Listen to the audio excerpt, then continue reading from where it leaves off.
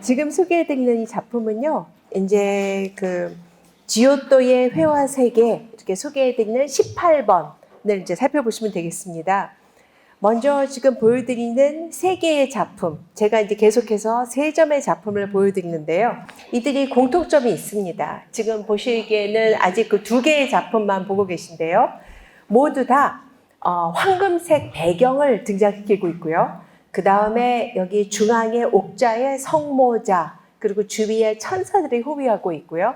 그 다음에 또 한 가지는 모두 다 피렌체 우피치 미술관에 소장되어 있는 작품들입니다. 근데 그 중에서 지금 먼저 여기 보이는 이 좌측에 있는 작품부터 살펴보시면은요, 이거는 루첼라의 마돈나라고 불리는 1285년 누치오 디 부오니세냐라는 그런 이탈리아 작가의 작품입니다. 앞서 말씀드리자면은 지금부터 소개해드리는 작품들은 앞부분은 다 이탈리아 회화입니다. 그래서 누치오 디 부오니세냐라는 이탈리아 작가의 작품을 지금 보고 계십니다. 지금 이 작품에서 보시면은 중앙에 옥자의 성모자 앉아 계시고요. 그리고 양편에 아주 완벽한 대칭으로 천사들이 있습니다. 그 다음에 그 옆에 있는 작품은요, 또 다른 작가, 거의 동시대인데요. 치마부에, 당대 최고의 화가로 이렇게 칭송받았던 예술가 치마부에입니다. 치마부에의 작품입니다. 근데 여기에는 살짝 뭔가 좀 다른 점이 눈에 띕니다. 이거는 일명 성삼위일체의 마돈나라 불리는 치마부의 작품인데요. 여기에는 없는 네 인물이 하단에 이렇게 네 인물이 같이 등장하고 있는데요. 이 네 인물들은 다 구약의 인물들입니다. 그래서 구약의 예레미야, 그 다음에 그 맞은편에는 이사야, 그리고 중앙에 있는 두 인물은 아브라함, 그리고 다윗. 이들이 이렇게 등장시키는 이유는요, 바로 어떤 구약의 기반으로 하여 어떤 신약의 시대가 열렸음을 이렇게 보여주고 있는 것입니다. 그거를 제외하고는 모두 다 이제 같은 특징을 갖고 있는데요. 여기도 보시면은 양쪽에 천사들이 대칭으로 등장하는데요. 살짝 조금 이렇게 변화를 준 거 느껴지시나요? 여기 맨 아래층에 있는 천사들은 바깥을 바라보고 있고, 그 두 번째는 또 이제 안쪽을 바라보고 있는데요. 그래도 약간의 변화를 준 듯 하지만 역시 완벽한 대칭으로 표현된 것을 보실 수가 있습니다. 이제 그 다음에 이제 세 번째 패널이 등장합니다. 이 세 번째 그림을 그린 사람이 이제 14세기, 무려 이탈리아 르네상스가 꽃피기 100여 년 전 엄청난 천재가 등장했습니다. 이 사람의 이름은 지오토 디 본도네라고 하는 사람이고요. 1310년경에 그려진 작품입니다. 14세기 초가 되겠습니다. 온니산티 마돈나라고 불리는 작품을 보고 계십니다. 근데 일단 굉장히 큰 변화가 일단 공통점은 중앙에 옥자가 있고 거기 성모자가 앉아 계시고 주위에 천사들이 에워싸고 있다는 것은 공통점이지만요, 큰 변화가 생겼습니다. 하늘로 붕둥 떠 있던 천사들이 이제 땅에 발을 딛고 지금 서 있는 겁니다. 발을 딛는 것도 모자라서요, 무릎을 꿇고 지금 화병의 꽃을 성모자에게 바치는 그런 모습까지 등장합니다. 지오토 디 본도네는요, 14세기. 지금 14세기면 지금 한창 중세 시대가 한창의 고딕 시대거든요. 그런데 이 사람은 굉장히 시대를 앞선 사람입니다. 무엇보다 어떤 그 자연주의적인 시선을 갖고 있었던 사람이거든요. 그래서 보시면은 인간의 모습도요, 여기 여러 사람이 함께 성모자 주위에 모여 있다면 그 중에는 여기 뒤 사람처럼 얼굴이 아예 안 보이잖아요. 눈 윗부분만 살짝 보일랑 말랑 아주 이렇게 과감하게 뚝 잘렸죠? 그러니까 여기 생김새도 다 개성 넘치게 제각각. 그리고 자연스럽게 끄트머리에 있는 사람들은 잘려나가고, 그래서 여기도 눈 한 짝만 보일 뿐입니다. 이런 어떤 자연스러운 시선으로 세상을 바라보기 시작했다는 것 자체가 그야말로 무려 르네상스가 시작하기 100여 년 전 르네상스의 문을 활짝 열었다 하고 이 지오토 디 본도네라는 작가를 높이 평가하고 있는 것입니다. 지오토의 진정한 걸작을 보기 위해서는요, 이제 피렌체의 그 옥좌에 앉아 계신 그런 마돈나의 모습도 근사하지만요. 파도바라는 도시로 가셔야 됩니다. 파도바예요. 스크로베니라는 아주 파도바의 부유한 상인입니다. 이들이 부유한 상인이 누릴 수 있었던 최고의 특권은요, 본인의 아주 아름다운 가족 예배당, 가족 경당을 만들고, 그리고 이때 이제 당대 최고의 예술가 다름 아닌 지오토였습니다. 지오토에게 의뢰해서 나의 이 가족 예배당을 이렇게 근사하게 벽화를 그려달라, 이런 주문을 할 수 있는 그런 특권이 있었습니다. 그래서 온통 다 푸른 배경이 아주 시선을 사로잡고 있습니다. 근데 그 중에서 제가 지금 보여드릴 부분은 어딘가 하면은 바로 이제 여기에 있는, 여기는 이제 옥좌에 앉아 계시는 그리스도의 모습이거든요. 그 모습을 조금 가까이서 보여드리면 이와 같이 근사한 모습으로 표현하고 있습니다. 옥좌에 앉아 계신 그리스도의 모습인데요. 조금 더 얼굴을 가까이서 보면 이런 모습입니다. 아름답죠? 뭔가 여기서 느껴지는 그 지오토는 이탈리아 화가죠. 이탈리아 이런 서양 시선으로 바라본 그리스도의 모습에서는요, 어떤 그 하느님의 아들로서의 그 신성을 겸비하고 있으면서 동시에 어떤 인간 예수적인 그런 면모가 또한 느껴지지 않으세요? 그러면서도 얼굴에 아주 이렇게 묵직한 어떤 그 정제된 그런 얼굴 표정을 하고 있고요. 그리고 특히 이런 음악도 그렇고 미술도 그렇고 무조건 섬세하게 꼼꼼하게 그린다 그래서 그게 걸작이 아닙니다. 항상 강약이 중요하거든요. 강약, 크레센도, 디크레센도. 음악에서 이야기하듯이 미술에서도 마찬가지입니다. 그래서 보시면은 그리스도의 그 전체적인 부분은 굉장히 아주 큰 덩어리로 대담하게 표현하면서요. 여기 부분 지금 그리스도가 입고 계신 옷에 어떤 세부적인 디테일, 그리고 얼굴에서도 이런 코에 막 하이라이트, 이런 디테일한 부분이 아주 훌륭하게 어우러져 있는 것을 보실 수가 있습니다. 그러니까 명암, 강약의 대비가 아주 훌륭하게 어우러져 있는 아주 걸작이 되겠습니다. 지금 같은 스크로베니 경당인데요. 스크로베니 경당의 바로 그 맞은편이 되겠습니다. 요거의 이제 그 맞은편이 바로 여기가 되겠습니다. 여기는 최후의 심판 장면이 묘사되어 있는데요. 제가 요것만 하나 보여드리려고 합니다.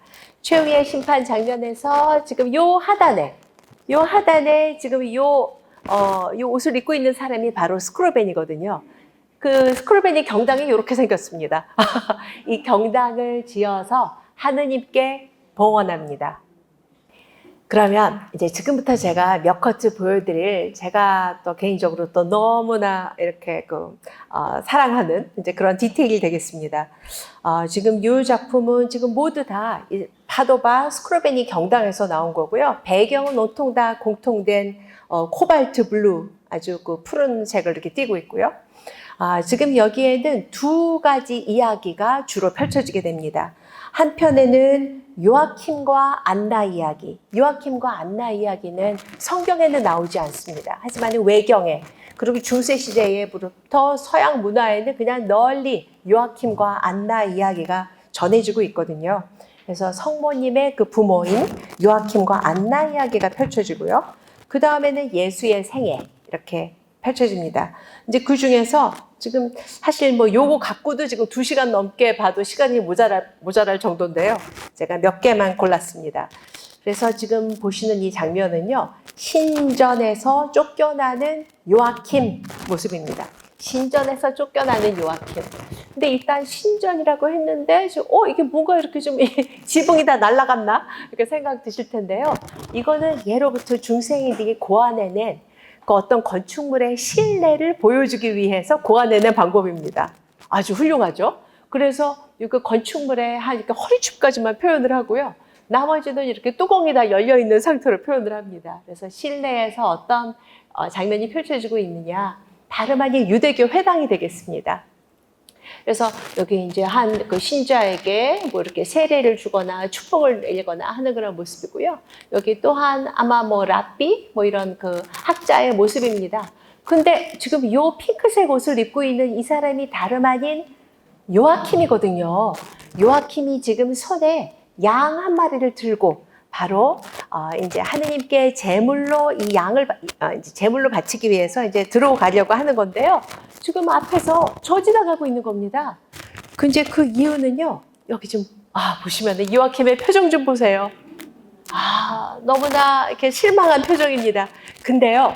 여기 양의 얼굴을 또한 보시기 바랍니다. 양의 얼굴을 보시면은 양은 뭔가 좀 측은한 듯 요아킴을 올려다보고 있다는 느낌이 들지 않으세요? 여기서 지금 이렇게 제가 해석하는 것은 절대 과장이 아닙니다. 바로 장면에 보시면 이제 금방 확인하실 수가 있는데요. 일단 왜 신전에서 요아킴이 쫓겨나는가? 이들은 늦은 나이가 되도록 아이가 없었습니다. 그래서 유대 사회에서는요, 하느님에게 이제 버림받은 자들, 뭔가 어떤 그 저주받은 자들처럼 이렇게 여겨졌거든요. 그래서 요아킴과 안나는 당신은 이 거룩한 신전 안에 들어올 수 없다 하고 이렇게 가로막는 것입니다.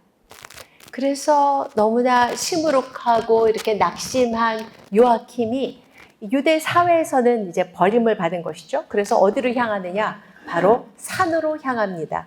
산으로 향해서 누구를 찾아가나 하면 바로 목동들을 찾아갑니다. 이 목자들에게 양치기들에게 찾아가서 내가 잠시 당신들과 머물게 해달라 이러고 요청을 하는데요. 이거는 아주 상징적인 어떤 그 장면이 되겠습니다. 이제 요아킴이 유대 사회에서 더 이상 이제 받아들여지지 않은 것을 보여주고 있는데요. 지금 이 순간 이 사람들의 얼굴 표정 좀 보세요. 우리가 이 사람을 받아들여도 되나? 우리가 이렇게 지금 사회에서 이렇게 내쳐진 사람을 우리가 이 사람을 받아들여도 되나? 굉장히 이렇게 석연치 않은 표정으로 바라보고 있습니다. 그런데 여기서 또 놀라운 게요. 개는 그야말로 순수한 영혼이잖아요. 개 혼자만 팔짝팔짝 뛰면서 요아킴을 반기고 있습니다. 여기 보시면은 우리 이 사람을 받아들여도 돼 이렇게 의심하는 이제 좀 그런 표정으로 이제 바라보고 있습니다. 이제 그 다음 장면은요, 제물을 바치는 요아킴. 하지만 결국은 이제 양치기들은 요아킴을 받아들여서요, 산 위에. 근데 얼핏 보기에는 산이 이게 어떻게 산인지 싶으실 텐데요. 중세 시대의 산은 이와 같이 바위 못으로 표현했습니다. 그래서 산 정상에 제단을 만들어서 거기에 양을 지금 이렇게 제물로 바친 겁니다. 근데 이 순간에 천사도 이 모습을 이제 아주 지켜보고 있고요. 그리고 결정적으로 이 손은 다름 아닌 하느님의 손입니다. 하느님이 이 제물을 어여삐 받고 계시거든요. 근데 정말 놀라운 장면은 바로 여기 있습니다. 여기 보세요. 아주 흐릿하게 표현하고 있는데 양의 순수한 영혼입니다. 대단하죠? 제가 조금 아까 그 양의 괜찮아요. 제가 당신을 위해서 이게 양의 영혼입니다. 이렇게 순수한 어린아이의 모습을 하고 있습니다. 이제 양의 모습도 모든 그 마음이 하느님에게로 향하고 있다는 것을 느끼실 수가 있습니다. 그 다음은 요아킴의 꿈이라는 장면이 되겠습니다. 이건 이제 요아킴이 이제 잠이 들었습니다. 잠이 들었는데요. 이때 천사가 나타나서 이제 하느님께서 아주 그 거룩한 선물을 주셨다. 다름 아닌 마리아. 그래서 기쁜 소식을 꿈속에서 듣게 됩니다. 그래서 여기 깊이 잠든 요아킴의 모습. 근데 여기서 아주 혁신적인 것은 천사의 몸통을 어떻게 표현했는가입니다. 지금이 벌써 14세기에 몸통을 이렇게 확 흐릿하게 표현하는 거는 기존에 상상할 수도 없었던 파격적인 표현이거든요. 근데 이렇게 표현하는 것은 주오또가 생각해낸 겁니다. 뭔가 하늘에서 휙 하고 날아드는 어떤 그 천사의 모습을, 그 속도감, 그 신비로움을 표현하기 위해서 이와 같이 표현하고 있는 것이죠. 여기 지금 요아킴의 몸통을 보시면은요, 그 표현은 굉장히 단순하게 표현하고 있는데 어떤 볼륨감이 느껴지지 않으세요? 아주 놀라운 표현을 하고 있고요. 이 천사의 모습도 너무나 아름답습니다. 그 다음은 이제 예수 생애 중에서 이제 몇 개 커트를 소개해 드립니다. 예루살렘 입성하는 장면입니다. 예루살렘 입성. 여기 지금 예루살렘 입성, 예루살렘 성문 앞이고요. 지금 여기 나귀의 그 표정을 보시면은요, 뭐가 굉장히 이렇게 좀 끝이 되면서 좀 흐뭇한 표정이 지금 느껴지지 않으세요? 지금 작은 어린 나귀인데요. 아주 예수님을 지금 태우고, 그리고 뒤에는 제자들이 따르고 있습니다. 근데 여기에 뭐 이제 곧 이제 이곳으로 들어와서는 이제 바라바를 살려라, 그리스도를 처형하라, 이렇게 외칠 사람이라고는 상상할 수도 없는 아주 극진한 환대를 받으셨죠. 그래서 이 장면은 무슨 장면이냐? 사람들이 직접, 여기 이 사람 좀 보세요. 옷을 벗고 있어서 지금 옷이 걸렸어요, 목에, 얼굴에. 그래서 지금 다 아주 귀한 외투를 깔아서, 그러니까 레드카펫을 깔아드리는 겁니다. 이렇게 깔아드리는 그런 모습까지 표현되었는데요. 이 장면에서 이제 여기 이렇게 그 다음에 그리스도의 모습이죠. 그래서 이제 그리스도는 굉장히 아주 깨끗한 맑은 얼굴을 하고 있는 그리스도가 아주 확신에 찬 제스처로 이들에게 축복을 내리시면서 다가오고 있습니다. 근데 제가 여기 빠뜨린 인물이 하나 있었습니다. 여기 나무에 보시면은 여기 한 사람이 올라가고 있고 한 사람은 내려다보고 있습니다. 이 사람이 누굴까요? 자케오입니다. 자케오. 그러니까 이게 멀리 있는 자케오, 그리고 이제 키가 자그마한 자케오이기도 한 이제 그 자케오가요. 이게 두 인물이 아니라 한 사람인데, 요거는 이제 조금 전 상황이고요. 그리고 이제 요 다음에 아주 힘들게 올라가서 예수님의 모습을 내려다보는 것이죠. 근데 여기서 참 놀랍고 감동적인 포인트는요. 저는 이런 내용은 어떻게 뭐 이렇게 책에 나와 있지 않습니다만, 지오토는 분명히 자케오가 물론 키도 작았지만 그보다도 아주 순수한, 자케오의 그 순수한 영혼, 아주 간절한 예수님의 모습을 보다 더 가까이서 바라보고 싶은 그 간절한 마음을, 그 순수함을 표현하기 위해서 이렇게 어린아이 같은 모습으로 표현했구나, 그런 생각이 듭니다. 그래서 아주 감동적입니다. 그 다음에 또 여기 장면 중에서 유다의 키스라는 장면이 되겠습니다. 근데 보시는 바와 같이 실제로 키스를 하는 것은 아닙니다. 이제 이 순간이죠. 스승님! 이러고 탁 와락! 이렇게 다가가서 껴안는 순간, 이제 그 로마 군인들과 이제 짜고, 이제 체포하시오! 이렇게 이제 짰잖아요. 근데 이제 과장되게 표현하기 위해서 유다의 키스, 유다의 입맞춤, 이렇게 불리는 장면입니다.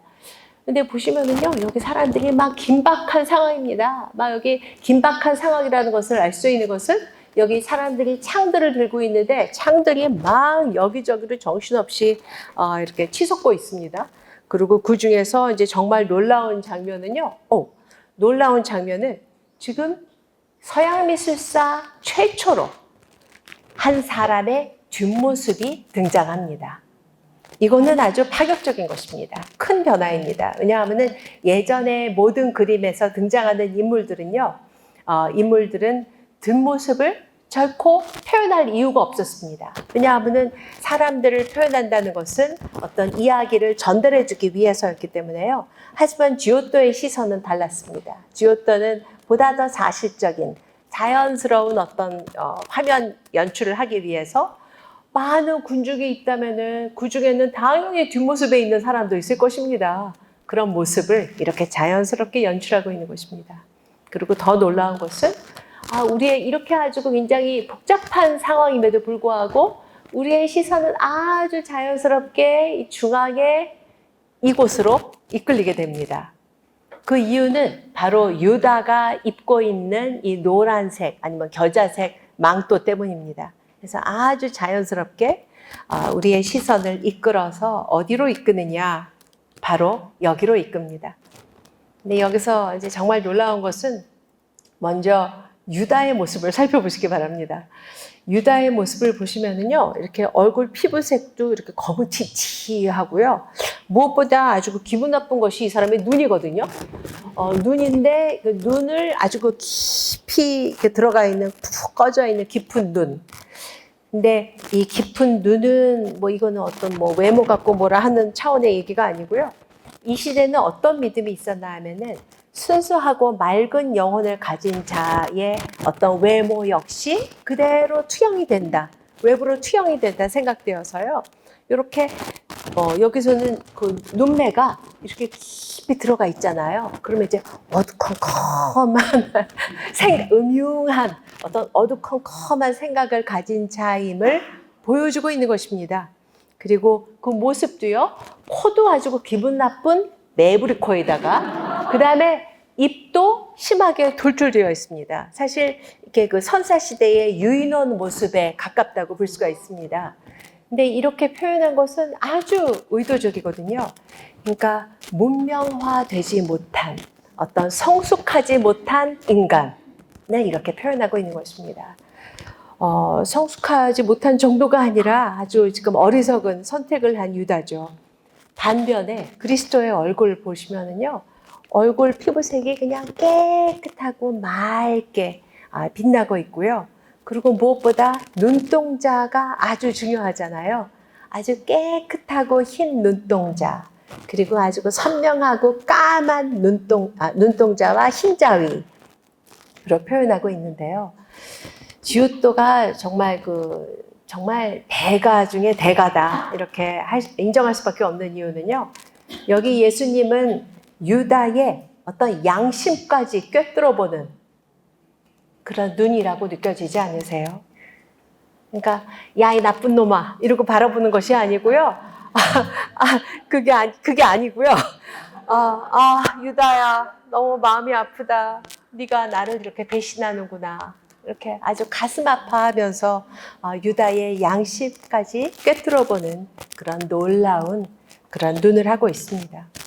그 다음에 파도바의 이제 또 다른 장면인데요. 그리스도 애도라는 장면입니다. 그래서 여기는 이 기따란이거든요. 사실 이때는 아직 중세적인 표현이 그대로 지금 표현되고 있는데요. 이거는 다름 아닌 골고타 언덕입니다. 골고타 언덕 위에 나무 한 그루가 앙상한 나무 한 그루가 이렇게 서 있는데요. 아까 그 강론 말씀 중에 이렇게 살아있는 나무, 생명의 나무 이런 거 말씀하셨는데 여기는 죽은 나무입니다. 그 어떤 희망도 보이지 않는 이는 다름 아닌 그리스도의 죽음. 이 순간은 그리스도의 부활을 아무도 기대하지 않은 순간이잖아요. 그래서 죽음을 의미합니다. 그 다음에 이제 이게 바로 만약 골고타 언덕. 그리고 보시면은 여기 요 인물이 바로 요한이거든요. 요한인데 요한이 두 팔을 이렇게 과장되게 뒤로 꺾어서 이렇게 하고 있는 모습으로 표현되었는데요. 그 누가 아무리 고통스럽고 슬프다고 한들 두 팔을 이렇게 벌려서 고통을 표현하진 않습니다. 그런데 조형적으로든 이렇게 표현되었을 때 뭔가 이렇게 화면이 이렇게 쭉 흐르는 느낌을 뭔가 좀 받아주는 이제 그런 어떤 장치로 이제 작용하게 됩니다. 그리고 이제 결정적으로 가장 놀라운 장면은 바로 여기가 되겠습니다. 역시 펑퍼짐한 뒷모습의 여인들 아주 깊이 애도하는 오히려 앞모습에 막 흐느껴 우는 모습을 보여주지 않아서 더 그 어떤 그 고통스러움이 더 상상이 되어서 더욱더 마음을 짠하게 하는 그런 표현이고요. 그 다음에 여기 항상 그리스도 발치, 항상 가장 겸손된 모습으로 등장하는 여인은 마리아 막달레나. 그 다음에 요 푸른 옷을 입고 있는 인물은요, 성모 그리고 성모자의 모습이 되겠습니다. 요 장면만 떼어서 보면은 다름 아닌 피에타입니다. 네, 그래서 이제 여기까지 지오토를 살펴보셨고요. 이제 그 다음에 이제 보실 작품은 이제 본격적으로 이탈리아 르네상스로 들어가도록 하겠습니다. 먼저 그 이제 19번 작품인데요. 근데 르네상스를 보여드리기에 앞서서 이 르네상스의 그 단어의 의미를 이해하셔야 됩니다. 그러니까 르네상스는 사실 불어 단어입니다. 다들 알고 계시겠지만은 이탈리아 르네상스가 꼽힌 도시는 다름 아닌 피렌체인데요. 근데 왜 이탈리아를 쓰지 않고 프랑스어로 르네상스 이렇게 부르는가? 그런 게 좀 이상하시죠? 그러니까 아주 이건 예로부터 어떤 그 중요한 학술 용어, 이제 이런 것들을 이렇게 불어로 사용했습니다. 그래서 이 르네상스라고 이제 부르게 되는데요. 그래서 르네상스의 그 의미는요, 앞에 그 그러니까 불어 단어로는 르네상스라고 부릅니다. 근데 의 의미는 영어하고 똑같이 뭐 재생할 때 이제 리고요. 네상스의 의미는요. 탄생이라는 뜻입니다. 그러니까 르하고 네상스를 붙이면은 재탄생이 되니까요. 부활이라는 뜻이거든요.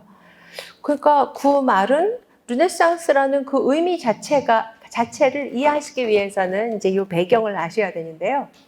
이제 르네상스, 이제 15세기 중반부터 이제 꼽히기 시작한 르네상스인들은 어떻게 생각을 했나 하면은 기존의 르네상스 전에 펼쳐진 시대는요, 중세 시대입니다. 무려 천년간 발달한 시대를 중세 시대라고 합니다. 앞서 보셨던 이제 뭐 오똥 성당의 여러 가지 팀파늄, 뭐 샤르트르 대성당 다 중세 시대 작품이죠. 대략 한 5세기에서 15세기까지 한 1000여 년간 발달한 것을 중세 시대라고 하는데요. 이제 새로 르네상스인들은 어떻게 주장하느냐? 기존의 바로 그 전세대, 무려 1000년이나 되는 그 시대를 암흑의 시대다, 수치의 시대다, 이렇게까지 아주 극단적으로 폄하시켜서 평가를 하게 됩니다. 이제 그 이유는요, 인간이 중심이 아니라 신이 중심이 되었다는 이유에서입니다.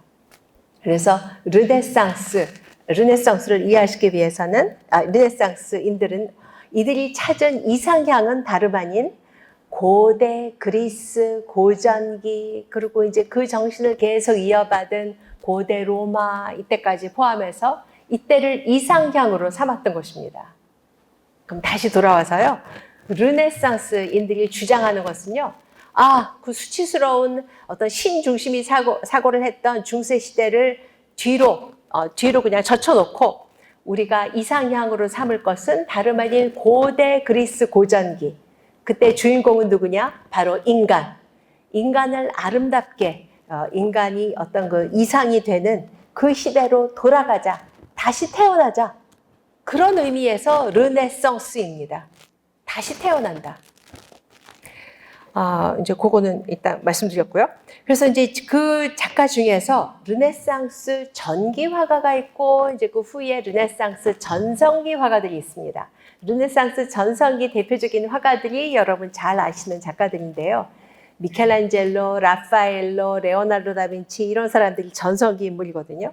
근데 먼저 지금 보시는 작품은 르네상스 전기입니다.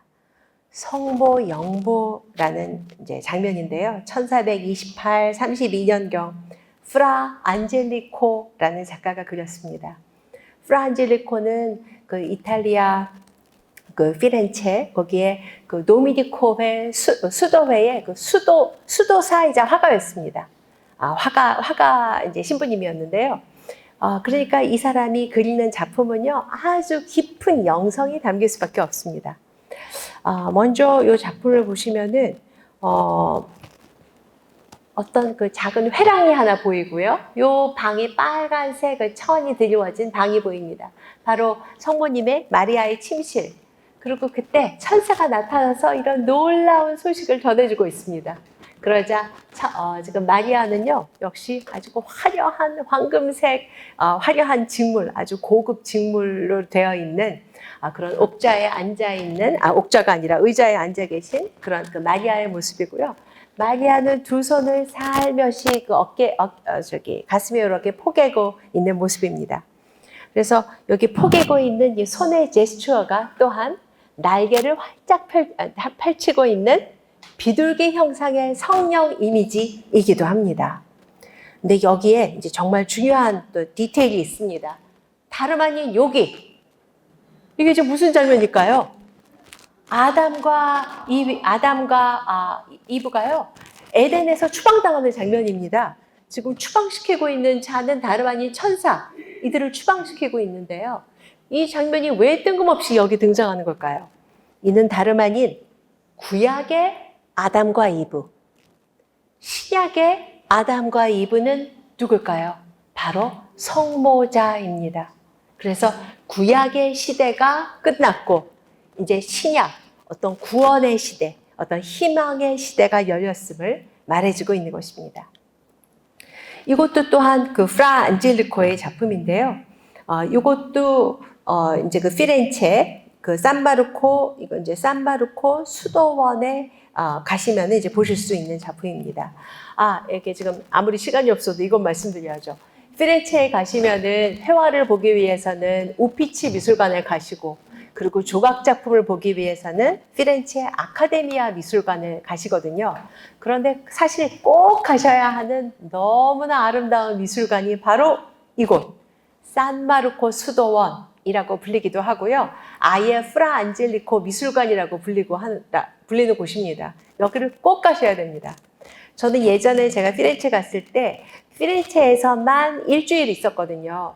근데 일주일 열심히 돌아다녀도 미술관을 다 보지 못할 정도로 갈 데가 많습니다. 그런데 그렇게 많이 돌아다녔는데요.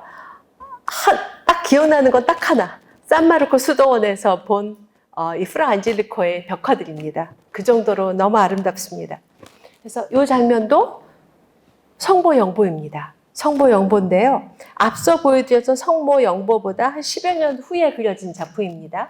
그러니까 프라 안젤리코의 영성도 보다 더 깊어졌습니다.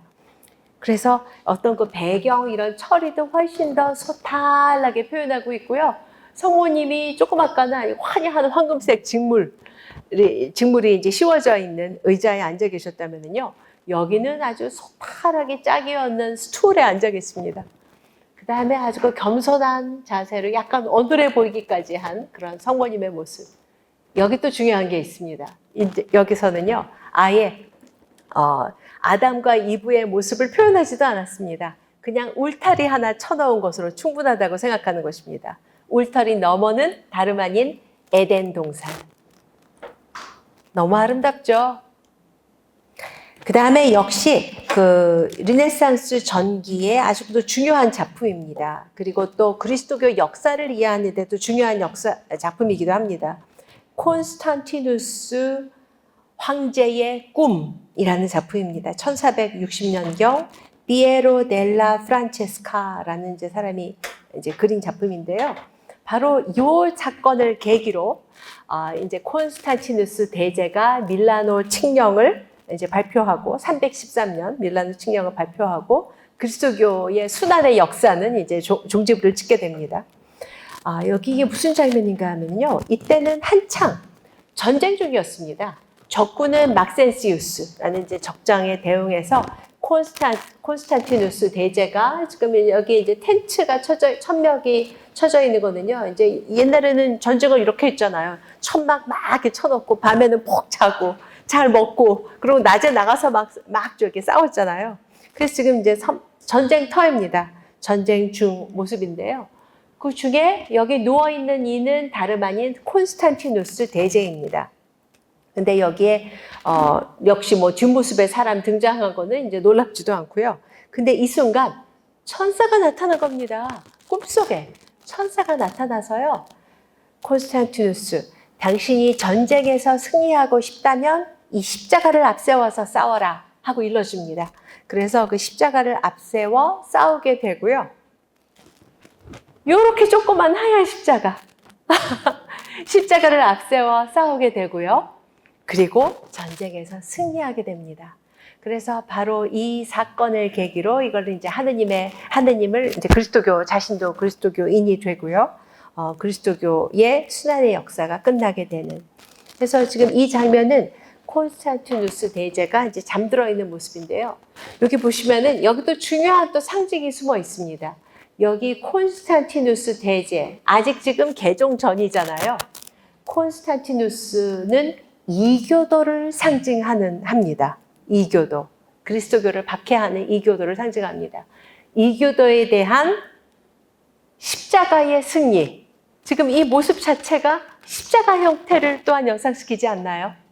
그러면서 또 동시에 구약의 아담을 또 상징하기도 합니다. 그래서 전해지는 얘기에 의하면은 그 아담의 무덤 위에 십자가가 세워졌다라고 이야기를 하거든요. 그래서 아담, 그리고 이 구약의 아담이죠. 구약의 아담, 그리고 이교도를 상징하는 콘스탄티누스 대제, 그리고 이교도에 대한 그리스도교의 승리를 나타내고 있습니다. 그리고 그 앞에 마치 꿈을 꾸고 있는 듯 보이는 아주 아름다운 얼굴을 하고 있는 청년인데요. 뭔가 이 그림을 바라보는 자와 이렇게 어떤 그 이콘이 그러듯이 이렇게 다리 역할을 해준 그런 인물이 있습니다. 그 다음에 최후의 만찬, 이거는 진짜 이발소 그림이라고 할 정도로 지금 너무나 널리 알려진 가장 유명한 최후의 만찬 장면이 아닐까 싶습니다. 근데 이 작품은요, 이제 그야말로 유명한 이유가 있어요. 여기 보시면은요, 이 사실 이렇게 작품이 많이 훼손되어서 그런데 양쪽에 이렇게 쫙 시커멓게 걸린 것들이 뭔가 하면은 양탄자가 걸려 있는 거거든요. 옛날에는 이런 석조 건축물의 내부를 이제 조금 더 좀 따뜻하게 하기 위해서 이렇게 그 양탄자, 타피스트리를 이렇게 걸었는데요. 이 선들을 한번 따라가 보시기 바랍니다. 그리고 여기 선을 한번 따라가 보시기 바랍니다. 어디서 만나나요? 바로 예수 그리스도. 그리고 예수 그리스도 뒤로 하나, 둘, 세 개의 창이 열려 있습니다. 이 딱 보는 순간 떠올려지는 게 있지 않으세요? 삼위일체입니다. 그리고 지금 이 시대에는요, 과학적인 어떤 사고를 하고 있는 르네상스인들이거든요. 그래서 중세 작품들에서 제가 언급드리지 않았지만은 항상 후광을 표현했었잖아요. 이제 후광을 더 이상 표현하지 않습니다. 더 이상 표현하지 않는 대신, 이 레오나르도 다빈치는 이렇게 멋진 장치를 고안해냅니다. 이 자연광 그 자체가 후광입니다. 그러면서 동시에 삼위일체입니다. 그래서 어떤 수평의 긴 탁자에 이제 제자 한 군단, 또 제자 또 한 무리 해서 중앙에는 그리스도 최후의 만찬 장면을 레오나르도 다빈치가 그리게 되고요. 그 다음에 또 중요한 작가는 다름 아닌 미켈란젤로입니다. 이 작품은 모르시는 분이 아무도 안 계시겠죠. 성 베드로 대성당의 피에타. 이 작품은 불과 부오나르티 미켈란젤로가 불과 23, 만으로 23살, 24살 청년 미켈란젤로의 작품입니다. 그러니까 벌써 지금 천재 조각가죠. 그래서 미켈란젤로가 벌써 20대 초반에 어떤 그 화가로서 어떤 그 표현의 최고의 경지에 이르렀음을 보여주고 있습니다. 피에타라는 그 단어의 의미를 이해하셔야 되겠죠. 피에타의 그 의미는 피티, 그러니까 영어에서 그 피티라는 그 말도 바로 이제 어원이기도 한 피에타는요, 연민, 동정 그런 의미를 갖고 있죠. 그래서 그 대상은 다름 아닌 성모님입니다. 그래서 이를 바라보는 그 신자들이 성모님, 당신이 사랑하시는 그 아드님을 품에 이렇게 안고 얼마나 고통스러우세요. 어떤 그 성모님에 대한 깊은 연민의 마음을 담아 이제 표현하게 된 것이 피에타 상입니다. 이제 음악에서는 또 종교 음악에서는 스타바트 마테르라는 또 장르가 있죠. 고통의 어머니. 그래서 피에타입니다. 아니 이거는 밀가루 반죽을 해서 만들어도 이렇게 만들 수가 없을 거예요. 이게 다 대리석, 카라라라는 곳의 그 대리석으로 만든 작품입니다. 근데 사실 이 작품이 공개된 순간 엄청난 논란의 중심에 서게 됩니다. 왜냐하면은 성모님의 모습도 정말 르네상스인들이 추구하는 이상적인 아름다운 모습으로 표현된 것뿐만이 아니라 예수님의 모습도 너무 아름다운데요. 뭐가 논란이 되느냐?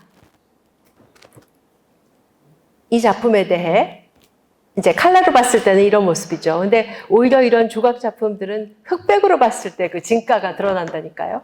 그래서 보시면은 이거는 워낙 미켈란젤로는 뛰어난 조각가로 이렇게 갈채를 받았던 사람입니다. 그러니까 사람이 너무나 뛰어나면은요, 항상 이렇게 시기 질투의 대상이 될 수밖에 없습니다.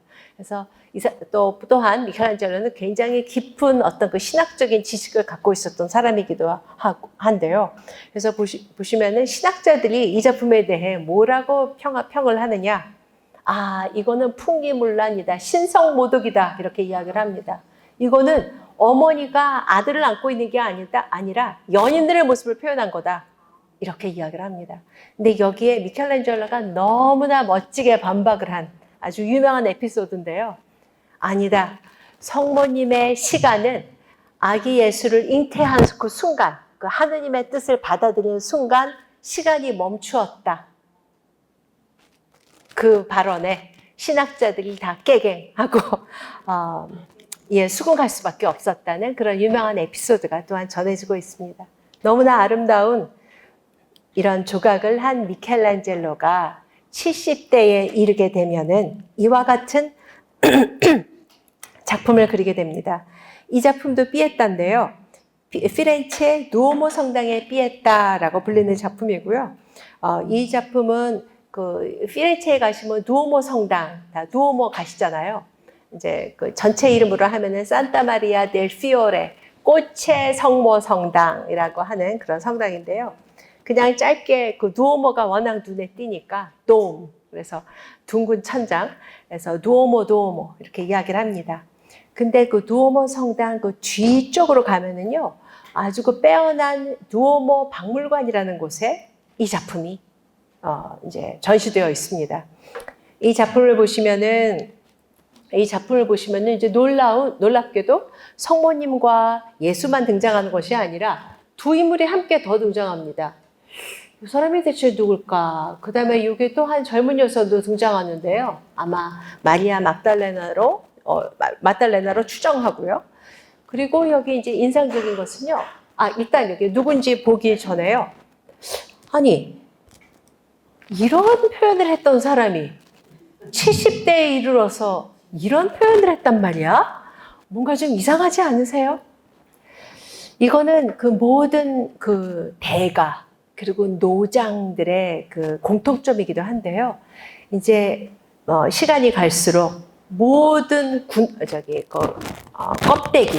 어떤 표면적인 그런 표현은 다 없애버리고요. 가장 본질적인 표현만 추구합니다. 그래서 가장 엑기스만 남기려고 하다 보니까요. 결과적으로 표현이 단순해지고 거칠어집니다. 그래서 이와 같은 표현에 이르게 되는 것이죠. 그래서 이 작품 경우는 사실 원래 이게 제작된 의도는요, 미켈란젤로 자신의 무덤에 이 조각상이 서 있는 것을 이제 희망했다고 합니다. 그런데 제가 지금 힌트를 벌써 본의 아니게 드려버렸는데요. 여기 등장하는 여기 제3의 인물, 제4의 인물이죠. 여기 이제 머리에 이렇게 망토를 뒤집어 쓰고 있는데요. 니코데모의 모습으로 표현하고 있는 겁니다. 뭐 아리마티아 사람 요셉이다, 니코데모다, 뭐 이제 학자들마다 또 의견이 분분하긴 하지만 하여튼 니코데모가 유력합니다. 그런데 놀라운 것은요, 니코데모의 모습을 미켈란젤로 자신의 모습으로 표현하고 있다는 것입니다. 너무 감동이죠. 본인이 직접 지금 이 순간 십자가에서 내려진 그리스도입니다. 그리스도의 부활, 아무도 꿈도 꾸지 않았던 그런 상황입니다. 이제 그 상황에서 너 아주 측은한 마음으로 그리스도를 직접 매장해 드리고픈 어떤 그 미켈란젤로의 깊은 신심이 여기서 드러나고 있습니다. 그래서 이제 지금 엄청난 것들을 그냥 아주 급속도로 막 나갑니다. 그래서 이제 25번 작품은요, 양에 대한 경배라는 작품이 되겠습니다. 1432년 휴베르트 그리고 얀 바네이크 형제가 이제 그린 작품인데요. 지금 이제 25번부터 지금 일단 28번 작품까지 보여드리는 작품들은요, 모두 다 플랑드르 미술입니다. 플랑드르 미술. 플랑드르 미술이라고 하면 조금 생소하실 수가 있고요. 요렇게 말씀드리면 다 아실걸요? 프란더스의 개. 그 프란더스의 개가 일본 만화잖아요. 그 일본 사람들이 이렇게 니은 받침을 못 하잖아요. 그래서 원래는 플란더스, 그러니까 영어식으로 읽으면은 플란더스라고 하거든요.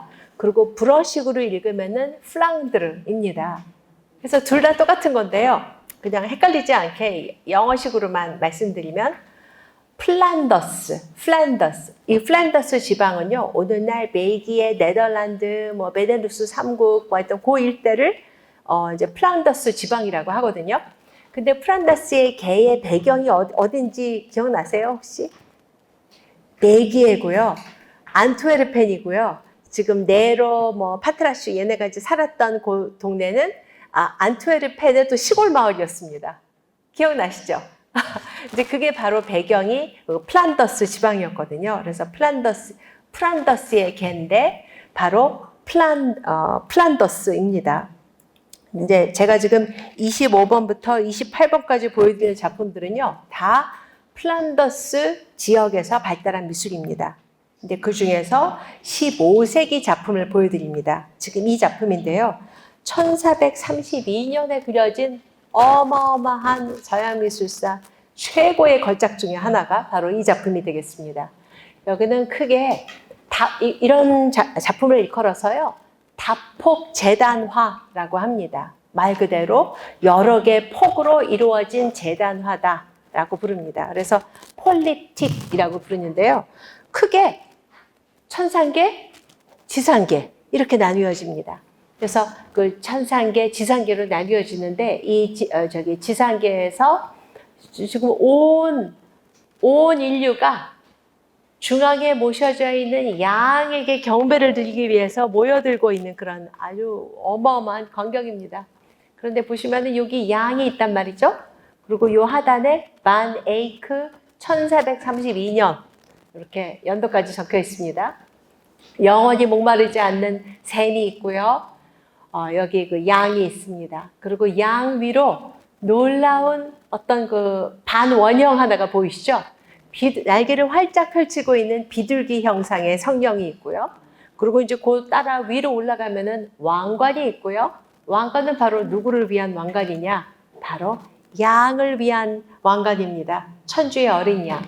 그 다음에 그 위에 있는 빨간 옷을 입고 있는 분은 다시 예수님이 또 등장합니다. 예수님, 양쪽에 성모, 세례자 요한, 그 다음에 이쪽에는 노래를 부르는 천사들, 저쪽에는 악기를 연주하는 천사들, 그 다음에 양쪽으로 인류의 시작, 아담과 이브 이렇게 표현되어 있습니다.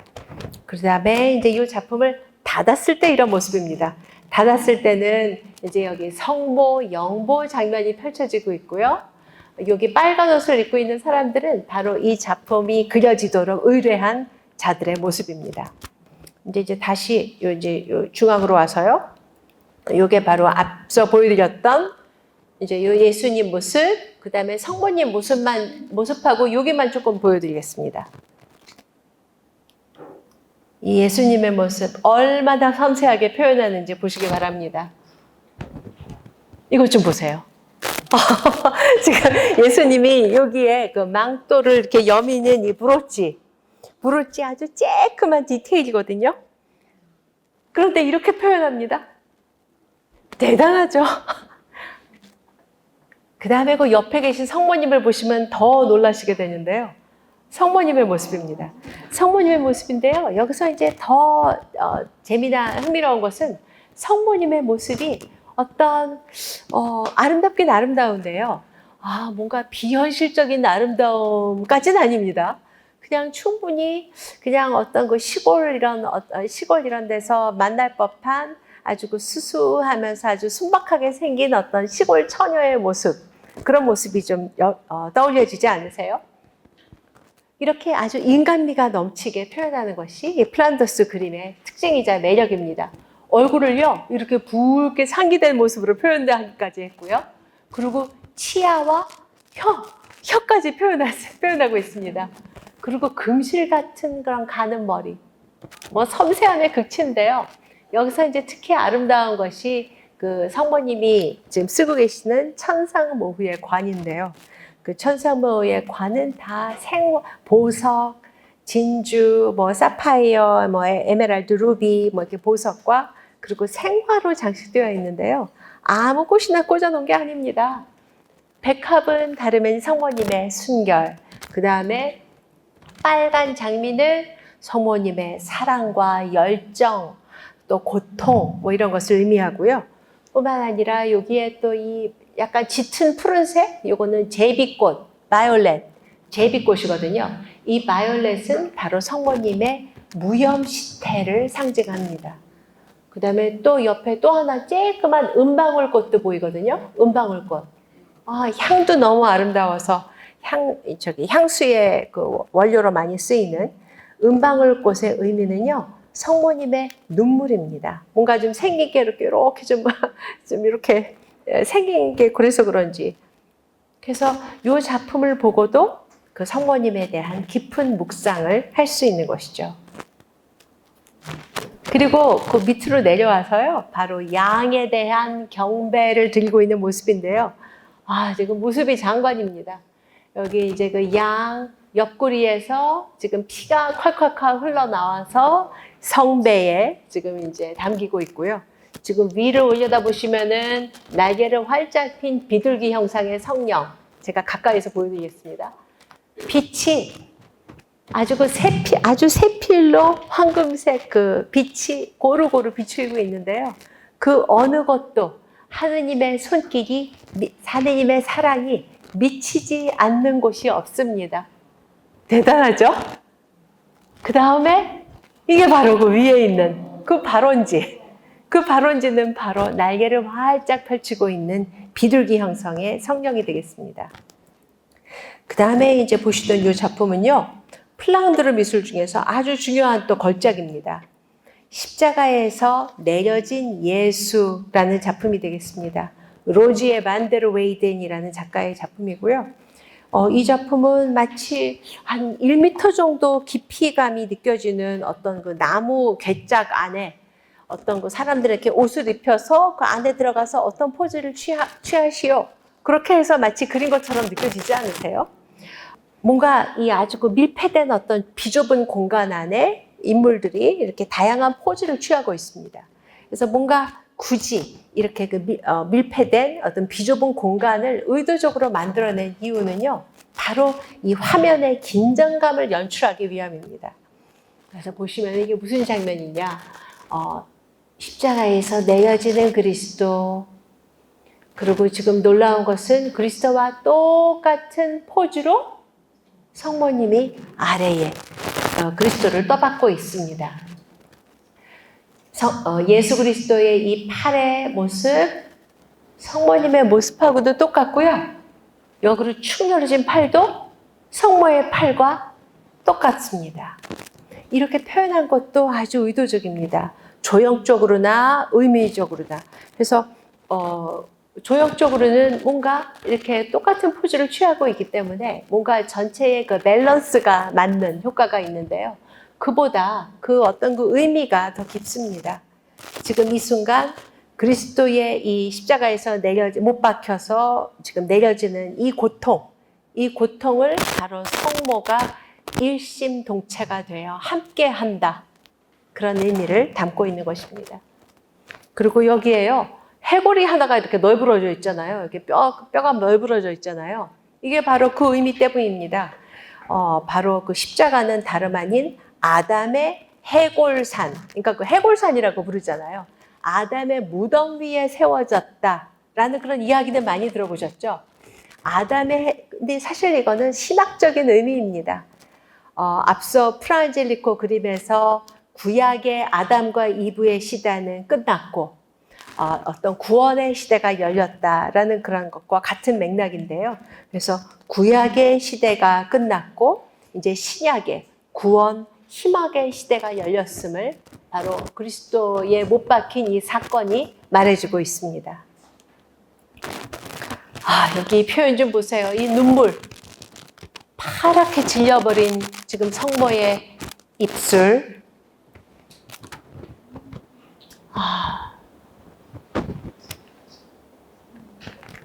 뭐라 말을 할 수가 없는 아주 깊은 감동을 주는 장면입니다. 그 다음에 플랑드르 그림의 또 다른 걸작, 여기서는 제가 이제 몇 가지만 보여드리고 지나가려고 합니다. 일명 포르티나리 제단화라고 불리는 이제 목동들의 경배라는 작품인데요. 이고 만데르고스라는 작가의 작품입니다. 여기서 포르티나리라는 이름은요, 이탈리아 이름이잖아요. 요 이탈리아 이탈리아 그 메디치 은행 지점장인데요. 이제 이 사람이 이 작품을 의뢰한 겁니다. 그래서 이 사람이 소장자의 이름을 따서 이제 포르티나리 제단화라고 부릅니다. 우피치 미술관에 소장되어 있고요. 근데 보시면은요, 이와 같이 생긴 것이 전형적인 제단화입니다. 여기 맨 중앙 패널, 여기 이제 사실 경첩이 붙어 있는 거죠. 재단화를 펼쳤다 닫았다 하니까요. 근데 이제 경첩이 없는 상태를 지금 보고 계시는 거고요. 그리고 이제 이 작품을 의뢰한 이쪽은 포르티나리와 아들, 그리고 이들의 수호성인들 함께 표현된 거고요. 여기는 포르티나리의 부인, 그리고 이제 이들과 관련된 성녀들과 여기 딸아이 하나, 딸아이 하나 이렇게 함께 표현된 겁니다. 근데 저는 지금 이 중앙에 있는 모습을 보여드리려고 합니다. 여기서 특히 그 중앙에 성모님의 모습 그리고 아기 예수 등장한 건 다 좋은데 이거 약간 충격적이지 않으세요? 아기 예수를 흙 바닥에 덩그러니? 와, 이게 어떻게 이런 표현이 나온 걸까요? 여기는 아주 중요한 이유가 있습니다. 먼저 요셉이 기도하고 있고 마구간이고 성모, 기도하는 천사, 목동들이 지금 기도하고 있고요. 또 화려한 옷을 입은 천사들도 있습니다. 그리고 이 앞에는 밀집단하고 그리고 화병의 꽃이 있습니다. 근데 무엇보다 충격적인 게 바로 예수님이거든요. 아니, 예수님을 저렇게 흙바닥에 표현하는 것은요, 아주 중요한 이유가 있습니다. 이거는 이제 14세기에 스웨덴의 성녀입니다. 그러니까 원래 이제 수녀님이신데요. 미리기타라는 그런 수녀님이 계셨는데요. 어느 특별한 환영을 보시게 됩니다. 그 환영은 다름 아닌 가장 높으신 분이 가장 낮은 모습으로 이 세상에 오신, 그러니까 빨가벗은 아주 그 연약한 아기 예수가 바닥에 누워있는 모습을 보신 겁니다. 이 세상에 가장 높으신 분이 가장 겸손하게 이 세상에 오신 이 모습을 보게 되는데요. 그래서 이에 특히 이렇게 깊은 감명을 받은 그런 작가들이 특히 플란더스 화가들이었습니다. 그래서 그 모습대로 표현한 겁니다. 흙 바닥에 누워있는. 하지만은 그 빛이 사방으로 뿜어 나오고 있습니다. 대단하죠. 여기 아주 화려한 정말 그 천상의 존재라고 의심할 수가 없는 아주 화려한 아름다운 날개를 달고 있는 천사들. 그리고 여기 이런 목동들의 모습은요, 약간 이렇게 어눌해 보이게까지 하는 아주 진솔하게 표현하고 있는 것입니다. 그리고 이제 바로 그 앞에 있는 장면인데요. 이 앞에 있는 장면에서는 화단이 있고, 여기 아까 기억나시죠? 여기 밀집단이 있고, 여기 그 꽃에 화단이, 화병에 꽃이 꽂혀 있잖아요. 근데 여기는요, 요 부분만 떼어서 보더라도 벌써 성경의 주요 메시지를 아시게 됩니다. 일단 밀로 빵을 만들죠? 성체. 그 다음에 요 도자기의 문양을 보시면은 요게 포도송이거든요. 실제로 이 시대에 사용했던 도자기 문양이라고 합니다. 그래서 성체, 성혈에 대해 벌써 생각하게 이끌고 있고요. 그 다음에 여기 보시면은 아주 짙은 푸른색의 아이리스가 있습니다. 짙은 푸른색의 아이리스는 바로 그리스도의 순환을 상징합니다. 그 다음에 여기는 이제 하얀색 아마릴리스가 있는데요. 이제 하얀색 이런 꽃은 사실 이제 백합으로 봐도 무방합니다. 성모님의 순결.